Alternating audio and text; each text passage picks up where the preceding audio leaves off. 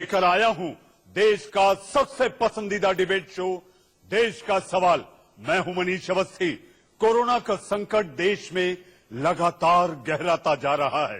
PM Modi ने 21 दिन के लॉकडाउन का आज दूसरा दिन है और भूखे लोगों की तस्वीर देश के अलग अलग हिस्सों से आने लगी है और मैं लेकर आया हूं देश का सबसे पसंदीदा डिबेट शो देश का सवाल।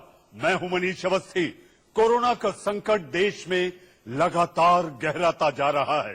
पीएम मोदी ने 21 दिन के लॉकडाउन का आज दूसरा दिन है और भूखे लोगों की तस्वीर देश के अलग अलग हिस्सों से आने लगी है। सड़कों पर रहने वाले लोग 2 दिन से भूखे प्यासे हैं। मोदी सरकार ने फौरन उनकी सुध ली और अब तक के सबसे बड़े राहत पैकेज का ऐलान कर दिया ताकि कोई भूखा न सूख सके। संकट की इस घड़ी में सरकार के सारे फैसले सराहनीय हैं और उनका स्वागत भी होना चाहिए। विपक्ष भी सरकार के साथ खड़ा नजर आ रहा है। खुद राहुल गांधी ने सरकार के इस फैसले की तारीफ की। उन्होंने ट्वीट कर लिखा कि सरकार की ओर से वित्तीय सहायता पैकेज सही दिशा में पहला कदम है। भारत पर किसानों, दिहाड़ी मजदूरों, श्रमिकों, महिलाओं तथा बुजुर्गों का कर्ज है जो इस लॉकडाउन में परेशानी का सामना कर रहे हैं। सरकार के कड़े एक्शन की वजह से जेल जा चुके पूर्व वित्त मंत्री पी चिदम्बरम ने भी मोदी को सेनापति और जनता को सैनिक बता रहे हैं।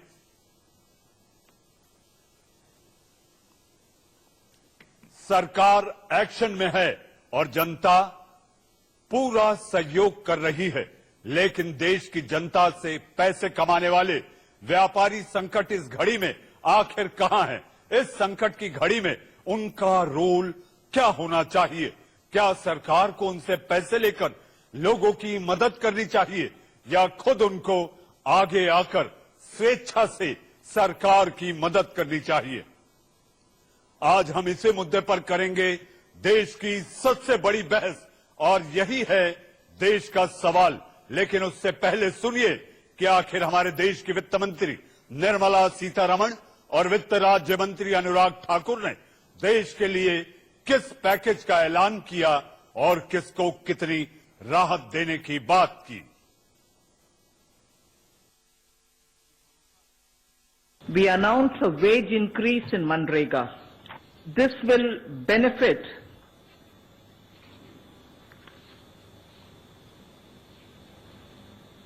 5 crore families, and the wage rate being increased will result in 2,000 rupees per worker. Pradhan Mantri Garib Kalyan Anna Yojana is making sure that not one Garib remains without food. We have now come to say that everyone, each one will get, as per the existing thing, 5 kg of rice or 5 kg of wheat is given to them per month.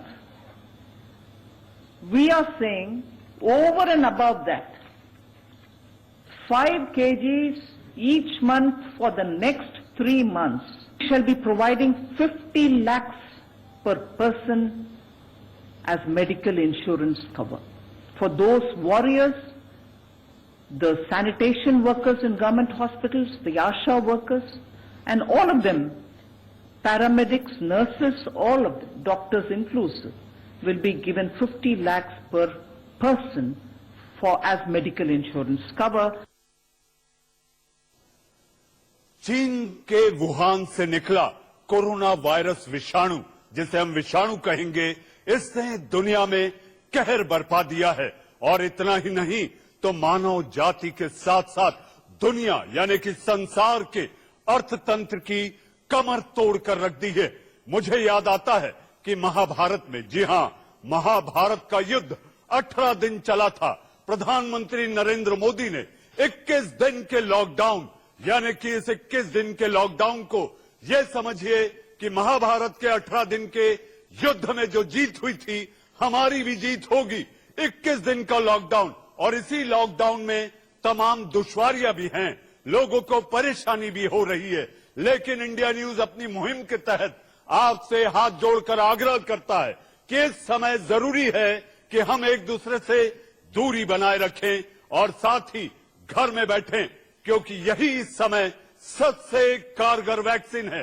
जी हां, इसी पर चर्चा करने के लिए, इसी पर मंथन करने के लिए, इसी पर बहस करने के लिए हमारे साथ मेहमानों का एक पैनल होगा। जी हां, हमारे साथ मेहमानों का जो पैनल होगा उनसे हम तमाम सवाल करेंगे। सरकार के प्रतिनिधि होंगे, जनप्रतिनिधि होंगे, डॉक्टर होंगे, विशेषज्ञ होंगे। जी हां, इस वक्त हमारे साथ नोएडा के सांसद और पूर्व मंत्री डॉक्टर महेश शर्मा भी जुड़ेंगे, लेकिन उससे पहले हम सीधे आपको लिए चलते हैं लखनऊ, जहां से वहां के विभागीय आयुक्त महेश मेश्राम साहब हमारे साथ जुड़े।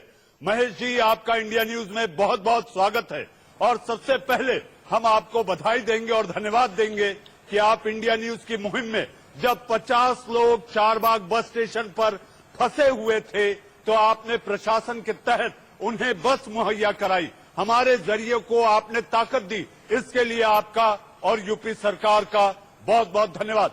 महेश जी, हम आपसे जानना चाहेंगे, इमरजेंसी लॉकडाउन है, जी हां लॉकडाउन है, जो कि कर्फ्यू के रूप में प्रधानमंत्री ने कहा है। आखिर जनता बाहर निकलकर सामान ले तो कैसे ले?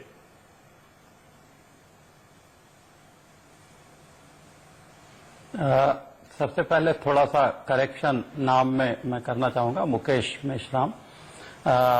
दूसरा, जो आपने बिल्कुल सही कहा कि प्रशासन काफी मुस्तैदी के साथ में जुटा हुआ है। हमारे सारे कर्मचारी अधिकारी लगातार कंट्रोल रूम के जरिए भी और फील्ड में निकल करके घर घर जाकर के भी नजर रखे हुए हैं सारी स्थिति पे।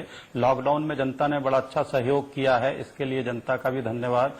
इस समय जो सामानों की आपूर्ति का है, खासतौर पर आवश्यक वस्तुएं किस तरीके से हम जनता तक पहुंचाए, ये सबसे बड़ा मसला है और इसके लिए हमने सुनिश्चित किया है कि इसकी जो एक चेन होती, सप्लाई चेन, जहां से कृषकों से सामान आ करके या फूड प्रोसेसिंग इंडस्ट्री से या कहीं से भी सामान आ करके शहरों में जो कंज्यूमर्स हैं वहां तक के कैसे पहुंचे, इसके लिए हमने एक काम तो ये किया है कि जो ई कॉमर्स कंपनियां हैं और खासतौर पे वो डिलीवरी बॉय जो रेस्टोरेंट बंद होने के वजह से 2 प्लेटफॉर्म स्विगी या जोमेटो उसके खाली पड़े हुए थे, उनको जोड़ा है कि वो ड्राई राशन घरों तक के पहुंचाने का काम करें।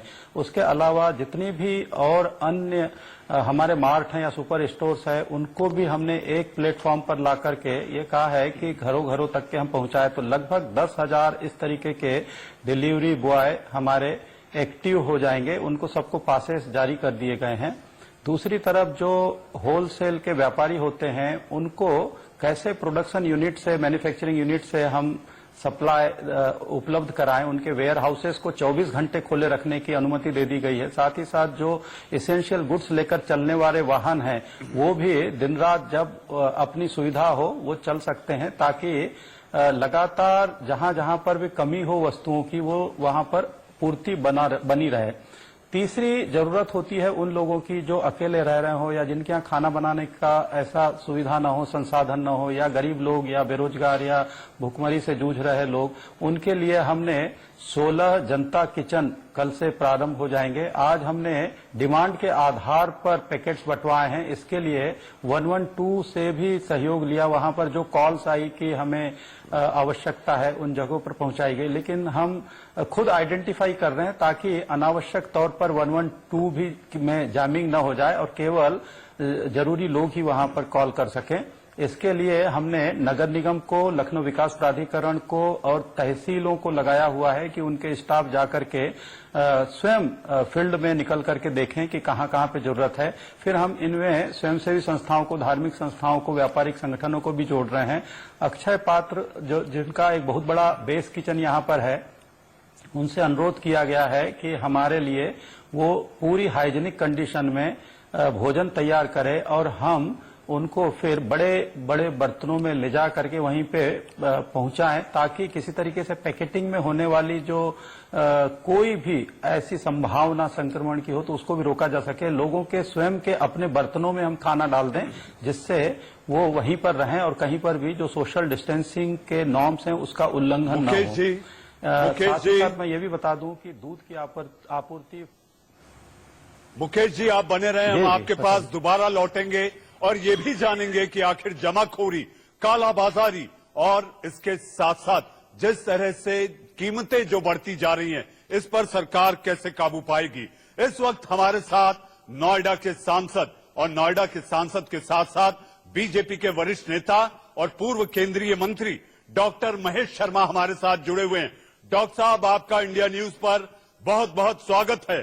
लेकिन हम आपसे जानना चाहेंगे, आप नेता के साथ साथ एक चिकित्सक भी हैं। डॉक्टर साहब 21 दिन का लॉकडाउन, 21 दिन के लॉकडाउन के बाद क्या देश की जनता निश्चिंत हो जाए कि कोरोना वायरस भारत से बाहर निकल जाएगा?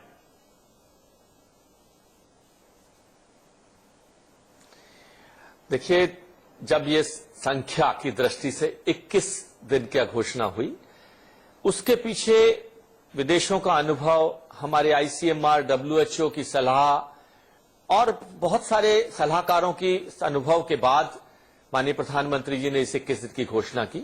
और जिसके पीछे तकनीकी कारण भी है।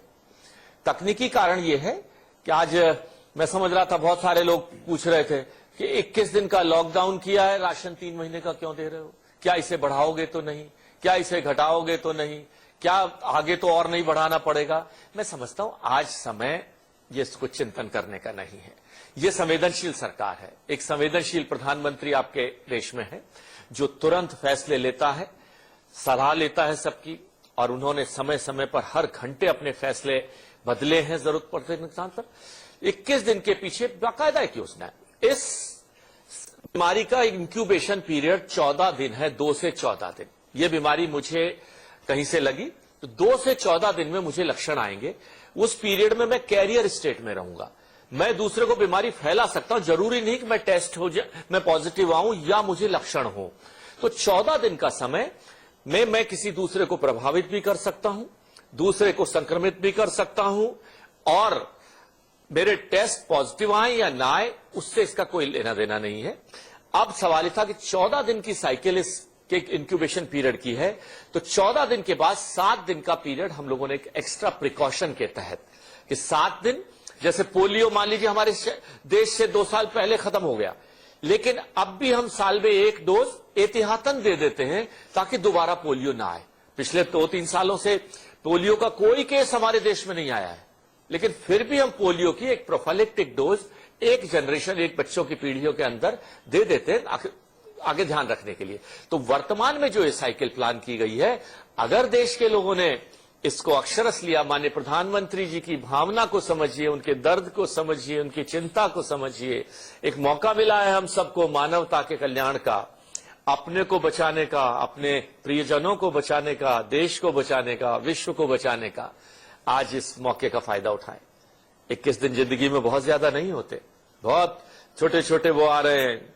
रेस्ट इन होम और rest in peace for ever.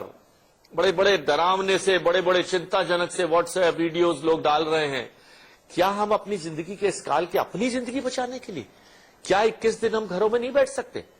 क्या जरूरी है कि दूध की और जो जरूरतमंद चीजें हैं वो जरूरतें हम अपनी थोड़ी कम कर नहीं इस्तेमाल कर सकते क्या? आखिरकार ये देश तो त्यागियों का देश है, ये देश संतों महापुरुषों का देश है, जहां हम 14 दिन के व्रत रखते हैं, 21 दिन के रोजे रखते हैं उठाकर। वहां पर कोई जल के बिना रहता है, कोई पानी के बिना रहता है, कोई फलाहार पर रहता है। सालों तक ऐसे ऐसे संत महात्मा जो एक गिलास दूध पर ही रहते हैं। स्वयं आपके प्रधानमंत्री अमेरिका जैसे देश के अंदर जाकर अगर मां दुर्गा के नवरात्र आ गए तो नींबू पानी पर रहे। क्या अपने लिए और अपने देश के लिए हम इतना भी नहीं कर सकते? डॉक्टर, आखिरकार हम सबको कोई मौका फौज के बॉर्डर पर जाने का तो नहीं मिलेगा भाई, लेकिन मैं समझता हूं हम सब अगर 21 दिन का अगर ये लॉकडाउन कर लेंगे तो मुझे पूरा विश्वास है इसमें लापरवाही ना करें। देखिए, ये 7 दिन जो एक्स्ट्रा दिए गए हैं, ये भी इसलिए दिए गए कि कुछ चीजें हमारी 10-20% जो देश के लोग हैं, वो एसेंशियल सर्विसेज के लोग हैं, वो कहीं कुछ ट्रांसफर ना करें। तो फिलहाल जो 21 दिन का समय बहुत सोच समझ कर दिया गया है, और ईश्वर ने चाहा, मां दुर्गा ने चाहा तो इस 21 दिन के समय को बढ़ाने की जरूरत नहीं पड़ेगी। लेकिन उसके पीछे एक लेकिन है। लेकिन यह है कि आप इसके पीछे छुपी भावना को समझें, आप इस दर्द को समझें, अपनों में से किसी को खोने की कल्पना करें, क्योंकि इस बीमारी का कोई इलाज नहीं है। बचाव ही आपके पास तरीका। साहब। अगर आपने इस 21 दिन का लॉकडाउन में पूरी तरह घर में बैठकर जी। तो वो पक्का 21 दिन से 22वां दिन नहीं करना पड़ेगा। डॉक्टर साहब आप सही कह रहे हैं, जी, लेकिन मनीष जी। सरकार ने जो संकेत दिए, आपने अपने शुरुआत में ही आप जब संबोधित करना शुरू किए तो आपने जो कहा कि लोगों के मन में ये भ्रम है कि 3 महीने की जो रियायत और सहूलियतें दी जा रही हैं, कहीं ये 3 महीने ना बढ़ जाए। मैं आपसे फिर एक बार देश हित में, जनता के हित में, राष्ट्र कर्तव्य के रूप में मैं कहना चाहूंगा कि आप एक बार फिर, चूंकि आप सांसद हैं, पूर्व मंत्री हैं, आप एक डॉक्टर हैं, एक बार ये सुनिश्चित कराएं कि इस तरह की भ्रामक बातों पर, जानकारियों में आकर आप जमाखोरी ना करें। एक बार फिर देश हित में आप एक बार ये सुनिश्चित कराएं कि इस तरह की भ्रामक बातों पर, जानकारियों में आकर आप जमाखोरी ना करें। एक बार फिर देश हित में आप ये दोहराएं।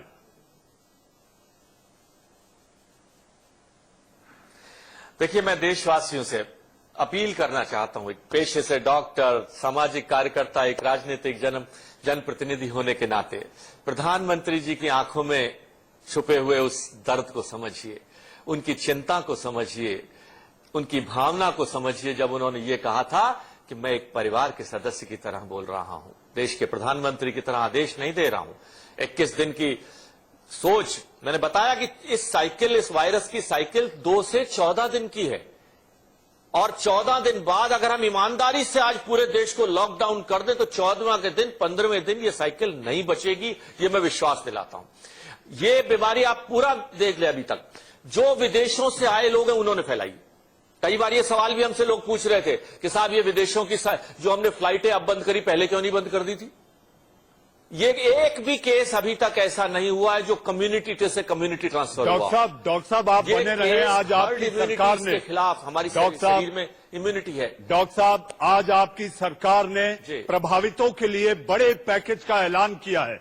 ऐसी स्थिति में हमारे साथ इस पर चर्चा और बातचीत करने के लिए शरद कोहली, जो कि अर्थशास्त्री हैं, बाजार के एक्सपर्ट हैं, वो भी जुड़ चुके हैं। शरद जी, सरकार ने अपनी तिजोरी खोल दी, लेकिन अभी भी देश के बड़े बड़े उद्यमी, बड़े बड़े स्टार, बड़े बड़े खिलाड़ी शांत बैठे हैं, जो कि दर्शकों की तालियों से पैसा बटोरते हैं, लेकिन सरकार की तिजोरी के लिए वो अभी तक सामने नहीं आए। आपको क्या लगता है कि इस समय जब देश में उद्योग धंधे पूरी तरह बंद है, आखिर सरकार के पास पैसा आएगा तो आएगा कहां से? देश के बड़े बड़े मंदिर, बड़े बड़े ट्रस्ट इसी आम जनता की घंटी बजाने से जमा होते हैं, तो आखिर सरकार और पैसा लाए। और अगर ये लड़ाई लंबी है, 3 महीने की रियायत की बात है, तो आखिर देश चले तो चले कैसे? शरद कोहली जी। जी बिल्कुल मनीष, मैं पूरी आपकी बात से सहमत हूं। सरकार को तुरंत जो है कोविड रिलीफ फंड बना देना चाहिए, कोविड-19 रिलीफ फंड तुरंत बना देना चाहिए। और इस फंड में जितने बड़े बड़े ये ट्रस्ट हैं जिनकी बात करी, मैं आपको उदाहरण पे तौर दूं, जो साईं ट्रस्ट है शिरडी में, उसकी करीब 400-500 करोड़ से ज्यादा की इन्वेस्टमेंट है। तिरुपति मंदिर का जो ट्रस्ट है, वहां करीब 2-2.5 करोड़ रुपया रोज का चढ़ता है। बहुत बड़ा उनके पास एक खजाना है। मैं समझता हूं किसी भी मंदिर और धर्मार्थ का खजाना, इससे अच्छा काम नहीं आ सकता कि जब देश पर मुसीबत पड़ी है, जब पूरे देश पर मुसीबत पड़ी है, गरीबों के लिए संकट आया है, रोज काम करने वालों के लिए संकट आया है, रोज कमाने वालों पे संकट आया है, तो उसमें वो दिल खोल के दान करें। बिल्कुल सरकार ने 1,70,000 करोड़ का आज पैकेज रिलीफ किया है, जिसमें अन्न भी है, जिसमें 1,000 रुपए महिलाओं के अकाउंट के थ्रू जनधन अकाउंट भी है। और मैं समझता हूं जो मध्यम वर्ग के लोग हैं, जो मिडिल क्लास है और जो छोटे बिजनेस हैं, उनके लिए भी पैकेज सरकार लाएगी। पर आपने बहुत ही बढ़िया बात करी है कि जो देश के बड़े बड़े उद्यमी हैं, जो अपनी वेल्थ गिनते लेते हैं, जो फॉर्चून लिस्ट में है, जिनकी बिलियंस ऑफ डॉलर की आज वेल्थ है, उनको चाहिए कि इस समय आगे आए, वो कहीं साथ लेके नहीं जाने वाले पैसे को, ये पैसा शरद जी, जाना है। शरद जी, मैं आपको एक बात बताना चाहता हूं। बात अगर अमेरिका की जाए तो अमेरिका के बड़े बड़े खिलाड़ी, NBA के खिलाड़ी, हॉलीवुड के बड़े बड़े स्टार, बड़े बड़े अभिनेता दिल खोलकर सरकार के कोष में पैसा दे रहे हैं। मैं ये जानता हूं और सारा देश जानता है कि इस देश में कितने बड़े बड़े उद्योगपति हैं, कितने बड़े बड़े स्टार हैं। इस समय हैरानी है कि आखिर केवल वो व्हाट्सएप संदेश के जरिए अपनी संवेदनाएं बता रहे हैं, जन जागरूकता फैलाने की बात कर रहे हैं, लेकिन जब बात इसकी आती है तो अभी तक कोई सामने आता दिखाई नहीं दे रहा।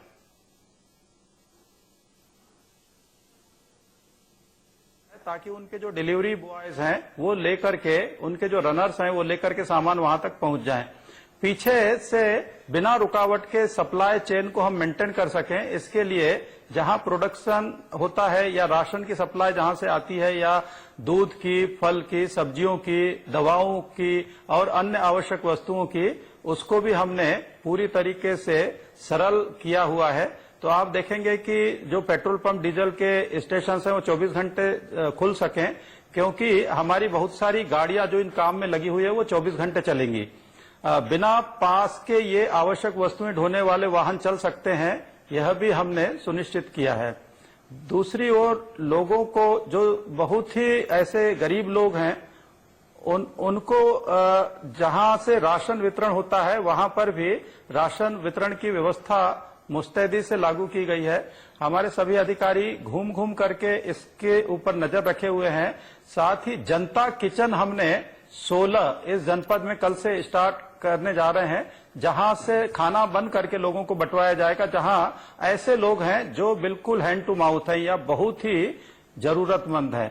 बाकी जो व्यवस्थाएं हैं उसमें हम लगातार देख रहे हैं कि जनता का सहयोग मिल भी रहा है और आगे भी इसी तरीके से सबसे अपील है कि हमारा सहयोग दे, साथ दे और इस पूरे के पूरे संक्रमण को से बचने के लिए। जी मुकेश जी आप बने रहे, डॉक्टर महेश शर्मा आप भी बने रहें, और शरद कोहली साहब आपसे ढेरों बातें करनी है। जी हां, कोरोना की हकीकत से रूबरू जमाना है, फिर आखिर घर से बाहर निकलकर क्यों जाना है। अब वक्त है एक छोटे से ब्रेक का। ब्रेक के बाद देश का सवाल लगातार जारी है, आप कहीं मत जाइएगा।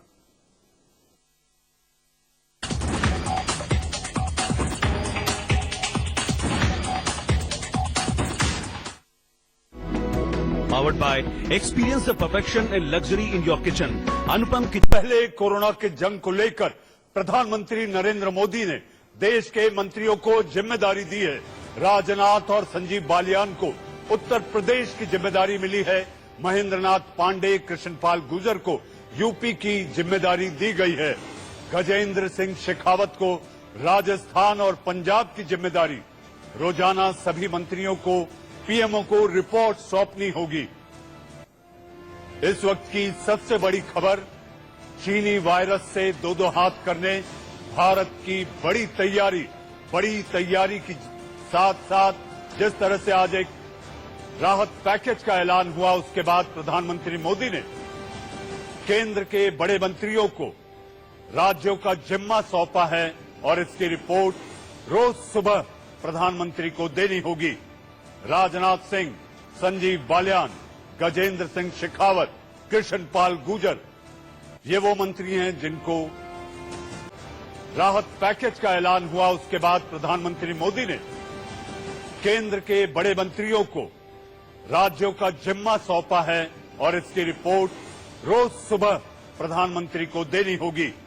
राजनाथ सिंह, संजीव बालियान, गजेंद्र सिंह शेखावत, कृष्णपाल गुर्जर, ये वो मंत्री हैं जिनको राज्यों का जिम्मा सौंपा गया।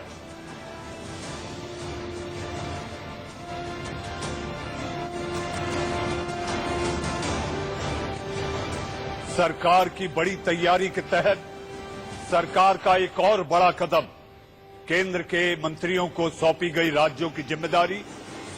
अलग अलग राज्यों के लिए अलग अलग मंत्रियों का ऐलान। उत्तर प्रदेश में राजनाथ और संजीव बालियान को दी गई जिम्मेदारी। राजस्थान गजेंद्र सिंह शेखावत और कृष्णपाल गुर्जर। कोरोना से जंग के लिए प्रधानमंत्री ने इस बीच इस बड़ी खबर पर और जिम्मेदारी को लेकर हमारे साथ भारत के पूर्व मंत्री डॉक्टर महेश शर्मा मौजूद हैं। डॉक्टर साहब, सबसे बड़ी जिम्मेदारियां दी गई हैं अलग अलग राज्यों को। केंद्रीय मंत्रियों को प्रधानमंत्री ने जिम्मेदारी दी है कि उन्हें हर 24 घंटे में पीएमओ कार्यालय को रिपोर्ट सौंपनी होगी।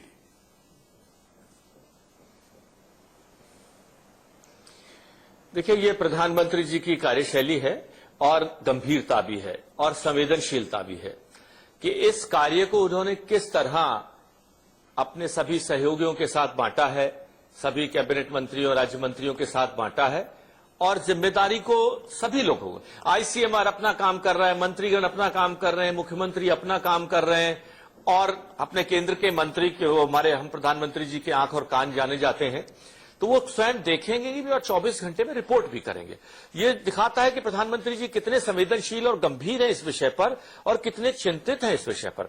लेकिन सिर्फ चिंता नहीं, एक्शन भी, और वही एक्शन हम देख रहे हैं कि प्रधानमंत्री जी लगातार, अभी थोड़ी देर पहले आईसीएमआर के लोगों ने हमें आगाह किया, इससे पहले हमारे पुलिस विभाग की भी जॉइंट सेक्रेटरी ने। डॉक्टर साहब मैं आपके पास आऊंगा, इस वक्त आ रही है एक और बड़ी खबर।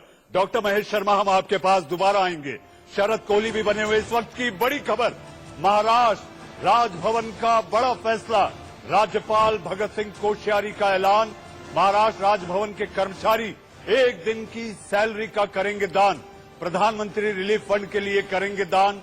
महाराष्ट्र से आ रही बड़ी खबर हमारे सहयोगी राजीव शर्मा न्यूज रूम से बताएंगे आखिर इस बड़ी खबर पर और ताजा अपडेट क्या है। राजीव।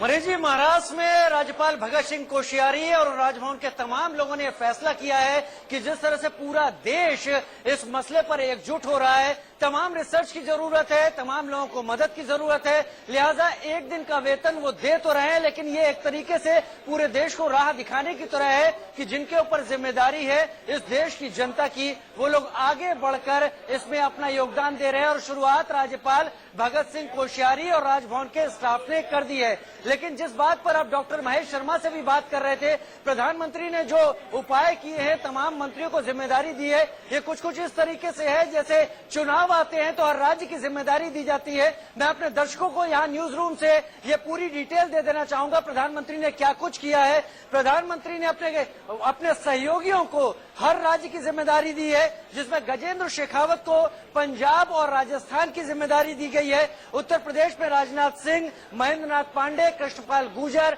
संजीव बालियान को जिम्मेदारी दी गई है। जम्मू एंड कश्मीर के लिए जितेंद्र सिंह को जिम्मेदारी दी गई है। बिहार के लिए रामविलास पासवान को जिम्मेदारी दी गई है और साथ ही ओडिशा में धर्मेंद्र प्रधान और महाराष्ट्र में नितिन गडकरी और प्रकाश जावड़ेकर और साथ में नकवी साहब को जिम्मेदारी झारखंड की दी गई। तो करीब करीब एक तरीके से वॉर की तरह सारे के सारे सहयोगियों को प्रधानमंत्री ने अब आगे उतर कर आने को कह दिया है और हर दिन का डाटा, हर दिन का आंकड़ा तेजी के साथ।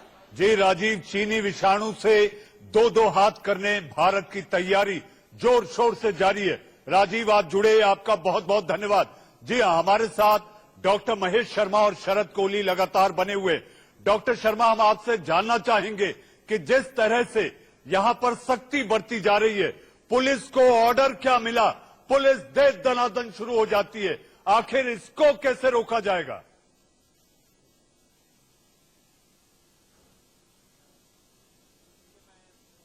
की गई किसी भी ऐसी जाति का समर्थन नहीं कर रहा हूं, लेकिन मैं एक सवाल उन लोगों से पूछ रहा हूं कि ये जाति किसके साथ हो रही है। कई बार कोई दृश्य मैं देख रहा हूं आपके टीवी पर, इंडिया न्यूज पर दिख रहा है, वो दृश्य शर्मनाक दृश्य है, लेकिन कुछ लोग इसकी गंभीरता को नहीं समझ रहे हैं। जरूरत के समय सरकार ने अपने सभी चीजों को, मैं दिल्ली के अभी गवर्नर साहब का सुन रहा था कि 24 घंटे ग्रोसरी स्टोर खुले रहेंगे। क्यों भाई? कायदे से आज तो हमारी जरूरतें आधी हो जानी चाहिए। जो रोज 8 घंटे, 10 घंटे, 12 घंटे खुलते थे, वो 4 घंटे खुलने चाहिए। लेकिन हमारी इस सोच का कि 2 घंटे के लिए मार्केट खुला है तो हम टूटकर 3 गुना 4 गुना अपनी जरूरतों को अपनी जमाखोरी कर लें। क्या यही इंसानियत है? क्या यही भारत की संस्कृति है? पुलिस को ऐसा करने के लिए क्यों ये हमने समय दिया? अगर हम अपने घर से बाहर ना निकलते तो पुलिस ये जाति क्यों करती? मैं पुलिस की जाति का समर्थन नहीं कर रहा हूं। डॉक्टर साहब, इसको लेकर कई राज्यों में समन्वित प्रयास की जरूरत है और मुझे ऐसा लगता है कि उसको लेकर अभी कुछ और दिन लगेंगे, क्योंकि पुलिस जिस तरीके से रवैया अपना रही है, अख्तियार कर रही है, जनता से हम अपील करते हैं कि आप अपने घरों में बैठे रहें, पुलिस को बाध्य न करें, स्वयं अनुशासन जरूरी है। ये एक निर्णायक लड़ाई है जो 21 दिन की लड़ाई है, और इस लड़ाई यही में जरूरत है। आपकी भूमिका, आपका दायित्व, इस यज्ञ में आपकी आहुति जरूरी है। कोरोना वायरस को लेकर भारत सरकार निर्णायक लड़ाई लड़ रही है। देश इस समय संक्रमण के दूसरे और तीसरे फेज के बीच में है। तीसरे में पहुंचने के लिए अभी कुछ दिन बाकी हैं। अगर सरकार इस वैश्विक महामारी को दूसरे चरण में ही फैलने से रोक पाती है तो शायद हम उन देशों की लिस्ट में शामिल हो जाएं जिन्होंने कोरोना के खिलाफ जंग जीती है। इन देशों में सिंगापुर, जापान, हांगकांग, ताइवान जैसे देश शामिल है। इन देशों ने अपने यहां कोरोना का संक्रमण बहुत ज्यादा बढ़ने नहीं दिया, लेकिन इन सबके बीच सरकार के बड़े प्रयासों के बड़े फंड की भी जरूरत होगी। पूरे देश में लागू आपातकालीन लॉकडाउन की वजह से सभी उद्योग धंधे बिल्कुल बंद हैं। कई व्यापारिक घराने इस लड़ाई में सरकार की मदद कर रहे हैं। इसी बीच सोशल मीडिया पर ये प्रतिक्रियाएं आ रही हैं कि इस समय धार्मिक स्थलों को अपना खजाना आम लोगों को बचाने के लिए खोल देना चाहिए। अब इस मांग को लेकर क्या होगा या क्या नहीं, ये तो बाद में बताएंगे। आइए जानने की कोशिश करते हैं कि देश के धार्मिक स्थलों के पास कितनी संपत्ति है।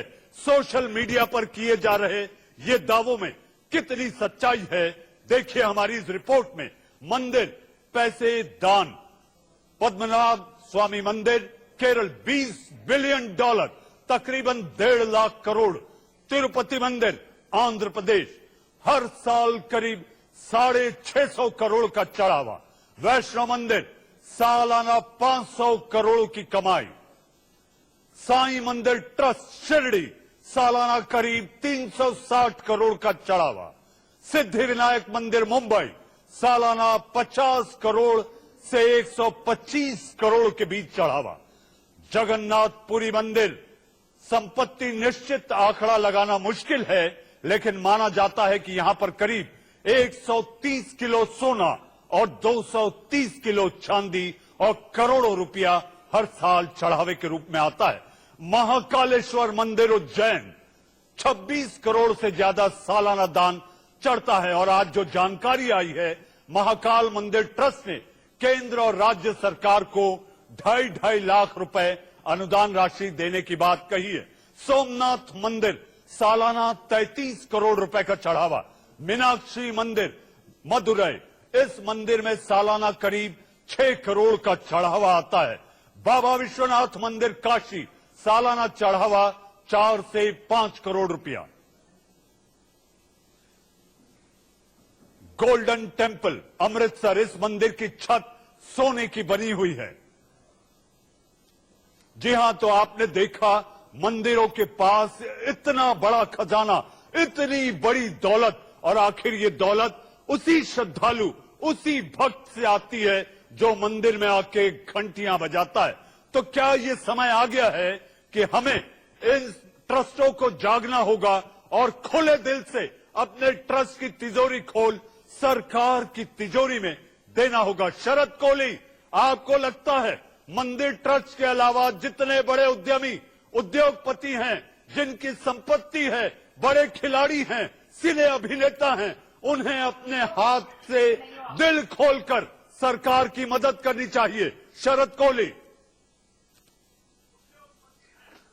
बिल्कुल मनीष, इतना बड़ा खजाना इन मंदिरों के पास है और मैं समझता हूं कि इससे अच्छा प्रयोग नहीं हो सकता है। अगर मंदिर के पास धन इकट्ठा हुआ है, मंदिर ने इन्वेस्टमेंट करी है और मंदिर की ट्रस्ट किसी व्यक्ति विशेष की नहीं है, तो अगर वो सारे के सारे फंड्स कुछ मंदिर की मेंटेनेंस को छोड़कर सारे के सारे फंड्स अगर इस आपदा को संभालने में अगर निवेश कर दिए जाए, लगा दिए जाएं, इससे अच्छा मंदिर का प्रयोग नहीं होगा।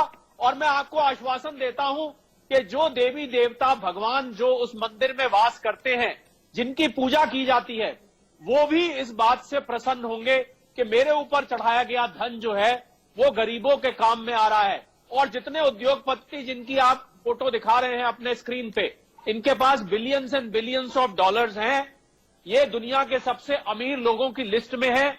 इन लोगों को चाहिए कि अपने धन को कुछ हिस्सा भी अगर ये दे देंगे, मुझे लग रहा है कि सरकार की तरफ से आज जो पहल हुई है, उस पहल को देखते हुए और आपके इस देश के सवाल में आज इस कार्यक्रम को देखते हुए लोगों को आज प्रोत्साहन मिलेगा कि वो आगे आके दिल खोलकर शरद जी मैं आपके पास आऊंगा। डॉक्टर महेश शर्मा से मेरा सवाल है।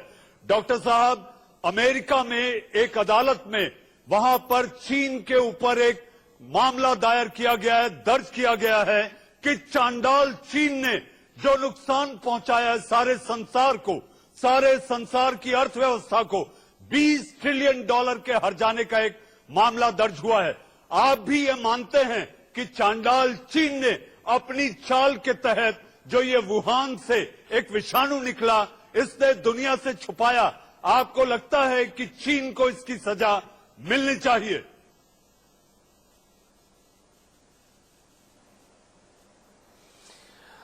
देखिए, अगर किसी ने भी ऐसा कोई घृणित कार्य किया है, किसी ने भी, किसी देश ने, किसी संस्था ने, किसी ऑर्गेनाइजेशन ने, मानवता के प्रति ये पाप है या न्याय है।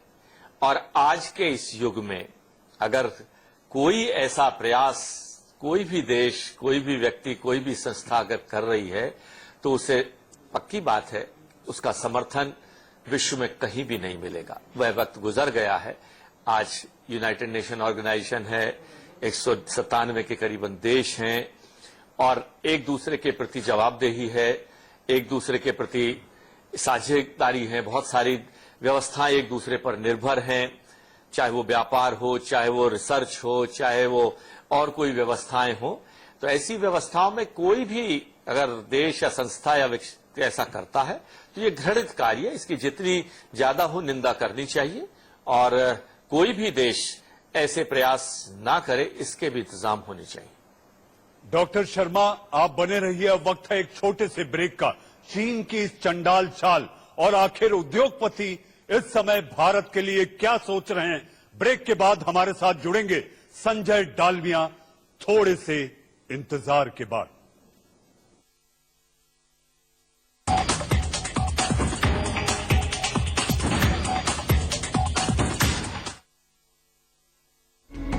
एसोसिएट स्पॉन्सर और हमारे साथ जुड़ेंगे उद्योगपति संजय डालमिया।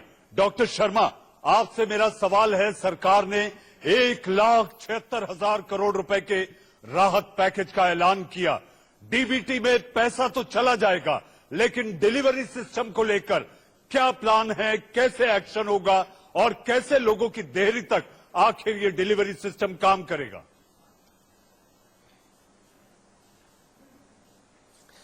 देखिए, देश में किसी भी संसाधनों की, चाहे वो अन्न हो, दाल हो, चावल हो, तेल हो, किसी चीज की कमी नहीं है। सरकार ने जो योजनाएं प्लान करी है, मैं नोएडा जैसे शहर में रहता हूं और अस्पतालों की श्रृंखला का भी इंतजाम करता हूं, तो आप समझिए दवाइयों की गाड़ियां आ रही हैं। आज हमने स्पेशली एक दवा की मैन्युफैक्चरिंग यूनिट है, वो मेरे पास आए, उन्होंने कहा साहब हमें मैन्युफैक्चरिंग करनी पड़ेगी। हमने तुरंत कमिश्नर से कहा, कमिश्नर ने कहा साहब बिल्कुल इजाजत दे देता हूं। और वो कल से उसकी दवाइयों की बनाने की फैक्ट्री भी चलेगी, जिसमें 100-150 आदमी काम करते हैं, जिसके डिलीवरी बॉयज भी हैं। बीच बीच में कई जगहों से समस्या आई, भाई मजदूरों के लिए, गरीबों के लिए खाना नहीं मिल रहा। सभी देश की एनजीओज ने, हमारी पार्टी के अध्यक्ष ने भी कहा, अब हमने करीबन पूरे अपनी लोकसभा क्षेत्र में 30 जगह हम लोगों ने खाने की व्यवस्था की है। डॉक्टर साहब, आप बने रहे हमारे साथ। उद्योगपति संजय डालमिया भी इस वक्त जुड़ चुके हैं। डालमिया साहब, आपका स्वागत है, और स्वागत इसलिए भी कि शायद आप मन में कुछ सोच कर आए हैं कि इस समय देश संक्रमण काल से गुजर रहा है, सरकार अपनी तिजोरी खोल रही है। जी हां, लेकिन वो उस वक्त जब देश में उद्योग धंधे बंद हैं। आखिर उद्योगपति होने के नाते आपके मन में इस वक्त क्या चल रहा है कि आप देश की ओर किस तरह से अपने मदद के हाथ बढ़ाएंगे? डालमिया साहब।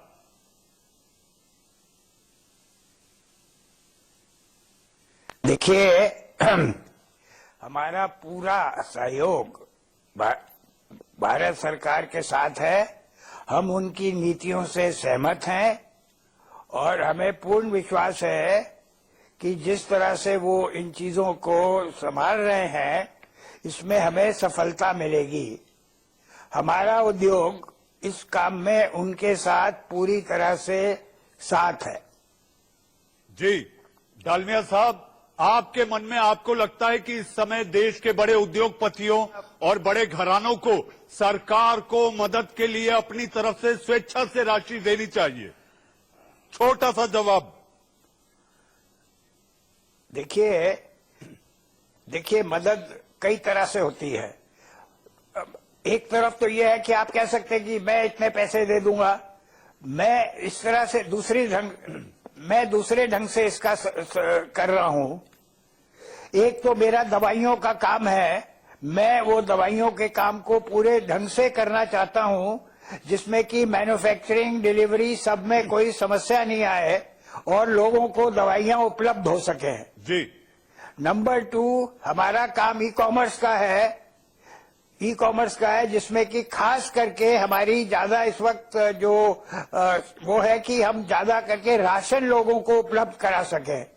मेरे हिसाब संजय जी, से ये 2 काम हमारे लिए आप हमारे साथ जुड़े और आपकी इस पहल का हम बहुत बहुत स्वागत करते हैं और आपको बधाई भी देते हैं कि आपको जो लोगों ने अभी देखा सुना, बड़े उद्योगपति इसी तरह आपके जो नक्शे कदम है उसी पर चलकर देश को मदद का हाथ आगे बढ़ाएंगे।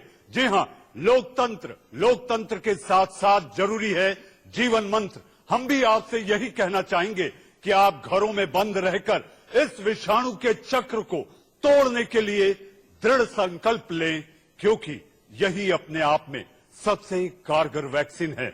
जी हां, आप लोग देश का सवाल में जुड़े, आप सभी का बहुत बहुत धन्यवाद।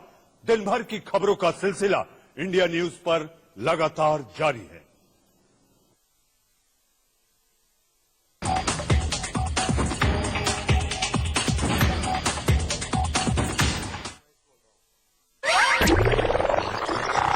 तीखी मिर्च